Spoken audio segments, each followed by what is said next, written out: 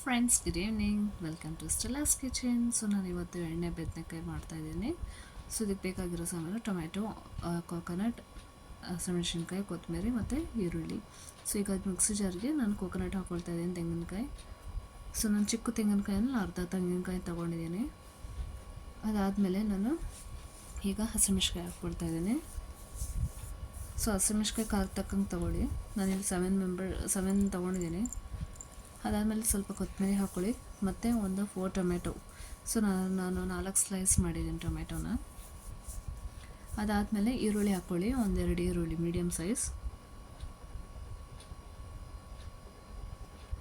So ಅದಾದಮೇಲೆ ಸ್ವಲ್ಪ ಜೀರಿಗೆ, 1/2 ಟೇಬಲ್ ಸ್ಪೂನ್, ಮತ್ತು ಪಾಪಿ ಸೀಡ್ಸ್ ಅಂದರೆ ಗಸಗಸೆ 1 ಟೇಬಲ್ ಸ್ಪೂನ್, 1-1.5 ತಗೊಳ್ಳಿ, ಮತ್ತು ಧನಿಯಾ ಪೌಡರ್ 1 ಟೇಬಲ್ ಸ್ಪೂನ್, ಮತ್ತು ಮೆಂತ್ಯ ಕಾಳು 1 ಟೇಬಲ್ ಸ್ಪೂನ್.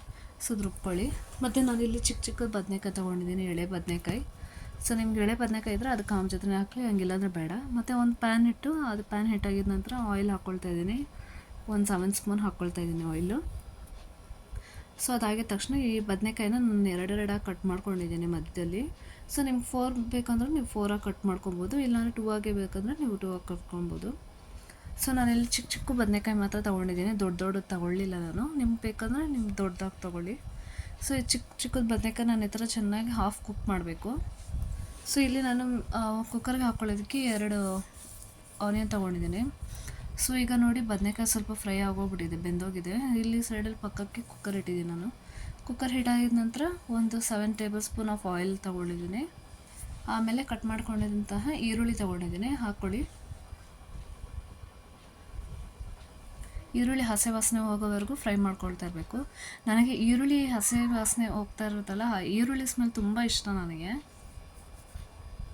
ಸೊ ಅದಾದಮೇಲೆ ನಾನೀಗ ಚೆನ್ನಾಗಿ ನೋಡಿ ಇವಾಗ ಸ್ವಲ್ಪ ಫ್ರೈ ಆಗೋಗಿದೆ, ಸಾಕಿಷ್ಟು ಆದರೆ. ಸೊ ಘಮ ಅಂತಿದೆ ಈರುಳ್ಳಿ ಸ್ಮೆಲ್ಲು. ಸೊ ಈಗ ನಾನು ಅರ್ಧ ಟೇಬಲ್ ಸ್ಪೂನಷ್ಟು ಒಂದೂವರೆ ಟೇಬಲ್ ಸ್ಪೂನಷ್ಟು ನಾನು ಶುಂಠಿ ಬೆಳ್ಳುಳ್ಳಿ ಪೇಸ್ಟ್ ಹಾಕ್ಕೊಳ್ತಾ ಇದ್ದೀನಿ.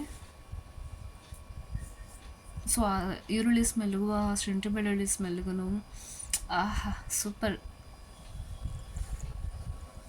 ಸೊ ಈಗ ನಾನು ಫ್ರೈ ಮಾಡ್ಕೊಂಡಿದ್ದಂತಹ ಬದನೆಕಾಯನ್ನು ಹಾಕ್ಕೊಳ್ತಾ ಇದ್ದೀನಿ. ಅದು ಶುಂಠಿ ಬೆಳ್ಳುಳ್ಳಿ ಪೇಸ್ಟ್ ಜೊತೆ ಸ್ವಲ್ಪ ಮಿಕ್ಸ್ ಆಗಲಿ.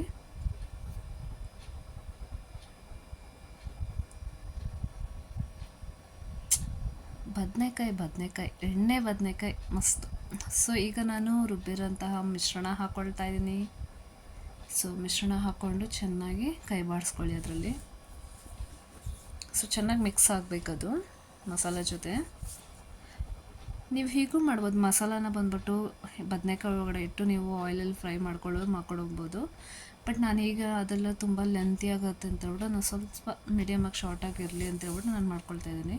ಸೊ ಈಗ ಅದು ಫ್ರೈ ಆಗಿದ ನಂತರ ನಾನು ಅರ್ಧ ಟೇಬಲ್ ಸ್ಪೂನಷ್ಟು ಅರ್ಶಿಣದ ಪುಡಿ ಹಾಕ್ಕೊಳ್ತಾ ಇದ್ದೀನಿ, ಮತ್ತು 1 ಟೇಬಲ್ ಸ್ಪೂನಷ್ಟು ಖಾರದ ಪುಡಿ ಹಾಕ್ಕೊಳ್ತಾ ಇದ್ದೀನಿ. ಹಾಕ್ಕೊಂಡು ಚೆನ್ನಾಗಿ ಮಿಕ್ಸ್ ಮಾಡ್ಕೊಳ್ಳಿ. ಮತ್ತು ರುಚಿಗೆ ತಕ್ಕಷ್ಟು ಉಪ್ಪು ಹಾಕ್ಕೊಳ್ಳಿ. ಹಾಕ್ಕೊಂಡು ಚೆನ್ನಾಗಿ ಮಿಕ್ಸ್ ಮಾಡಿ. ನೋಡೋಕ್ಕೆ ಎಷ್ಟು ಕ್ರೀಮಿಯಾಗಿ ಎಮ್ಮಿಯಾಗೈತೆ. ಸೊ ನಾನೀಗ ಸೈಡಲ್ಲಿ ಒಂದು ಬೌಲಲ್ಲಿ ಟ್ಯಾಮ್ರಿನ್ ಹಾಕ್ಕೊಳ್ತೀನಿ. ಹುಣ್ಸೆಹಣ್ಣು ಹಾಕಿ ಒಂದು ಸ್ವಲ್ಪ ಬಿಸಿನೀರು ಹಾಕ್ಕೊಂಡು ಕಿವುಚ್ತಿದ್ದೀನಿ. ಕಿವುಚಿ ಪಕ್ಕಕ್ಕೆ ಒಂದು 5 ನಿಮಿಷ ಇಡ್ತೀನಿ ನಾನು. ಸೊ ಈಗ ಇಲ್ಲಿ ಕೊದ್ದು ಮಿಕ್ಸ್ ಆಗ್ತಿದೆ. ಸೊ ಈಗ ನಾನೇನು ಮಾಡ್ತೀನಿ ಅಂದರೆ, ಇವಾಗ ರುಬ್ಬಿದ್ರಲ್ವ ನಾವು ಜಾರಲ್ಲಿ, ಅದೇ ಜಾರಲ್ಲಿ ಒಂದು ಅರ್ಧ ಚಮಚಷ್ಟು ನೀರು ಹಾಕ್ಕೊಂಡು ಇದರಲ್ಲಿ ಹುಯ್ಕೊಳ್ತಾ ಇದ್ದೀನಿ. ಸೊ ನಾನಿಲ್ಲಿ ತಿಳಿಗೆ ಮಾಡ್ತಾಯಿದ್ದೀನಿ, ಯಾಕಂದರೆ ನಂಗೆ ನಾಳೆ ಬೆಳಗ್ಗೆಗೂ ಬೇಕಾಗುತ್ತೆ. ಸೊ ಅದರಿಂದ ನಾನು ಸ್ವಲ್ಪ ತಿಳಿಗೆ ಮಾಡ್ಕೊಳ್ತಾ ಇದ್ದೀನಿ. ನೀವು ಬೇಕಾದ್ರೆ ನೀವು ನೀರು ಇಲ್ದಿರೇ ನೀವು ಗಟ್ಟಿಯಾಗಿ ಮಾಡ್ಕೊಬೋದು, ಅದು ನಿಮ್ಮ ಇದು. ಸೊ ಆಮೇಲೆ ಹುಣ್ಸೆಹಣ್ಣು ನೀರು ಹಾಕ್ಕೊಳ್ತಾ ಇದ್ದೀನಿ. ಹುಣ್ಸೆಹಣ್ಣು ನೀರು ಹಾಕಿ ಒಂದು ವಿಸಿಲ್ ಇಟ್ಟು ಮತ್ತು ಲಾಸ್ಟಲ್ಲಿ ಕೊತ್ತಂಬರಿ ಹಾಕ್ಕೊಂಡು ಬಿಸಿ ಅನ್ನದ ಜೊತೆ ಎಣ್ಣೆ ಬದನೆಕಾಯಿ ರೆಡಿ. Thank you.